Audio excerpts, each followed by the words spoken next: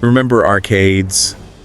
The flashing lights, the sounds of victory and defeat, and that unmistakable clank of a pinball hitting a bumper. May the force be with you. Those were the days. Oh yeah, for sure.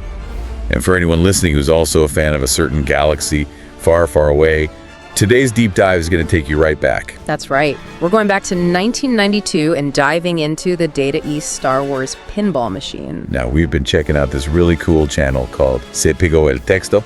They really get into classic pinball machines, and it got us thinking. Yeah, what was it about this particular machine that made it so special? What made it stand out back then, and why do people still love it today? Exactly. So let's set the scene. It's the early 90s, I need your help. and Star Wars is making a huge comeback. Big time. Those VHS re-releases introduced a whole new generation to the saga. Probably a lot of people listening right now. Yeah, And Data East, they were smart. They knew this was the perfect time to release a Star Wars pinball machine. they were pretty savvy. Yeah, and they weren't exactly newcomers to the world of licensed pinball machines either. Right. They already had hits like Back to the Future and Jurassic Park under their belt. So they knew how to make a movie-themed pinball machine that people would love.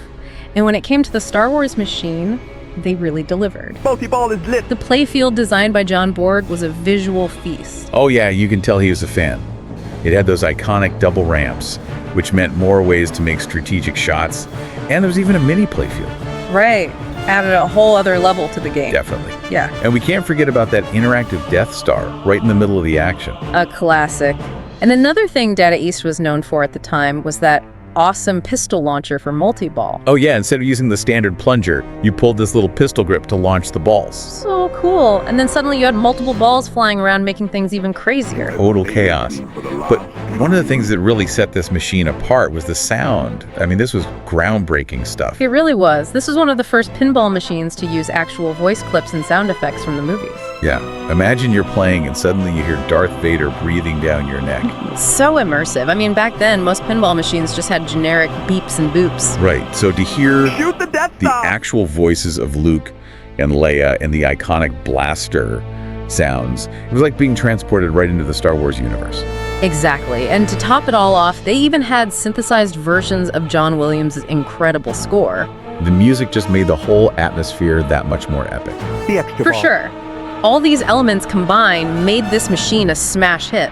I mean, Star Wars was already super popular, but it was the gameplay and those cutting-edge features that kept people hooked. They definitely knew what they were doing. Yeah. And to think that of all the Star Wars pinball machines that have come out since, Watch your back, Luke. this one was the first. It was one that started it all. That has to count for something, right? Totally. It paved the way for all the others.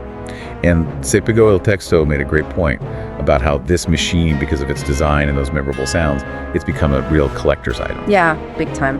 Anyone who wants to relive that classic arcade experience, this is the machine they're looking for. So, for everyone listening, if you've ever played this machine, what sounds or features do you still remember? And thinking about why this machine is still so popular, what does that tell us about how much we love certain stories and how we want to experience them?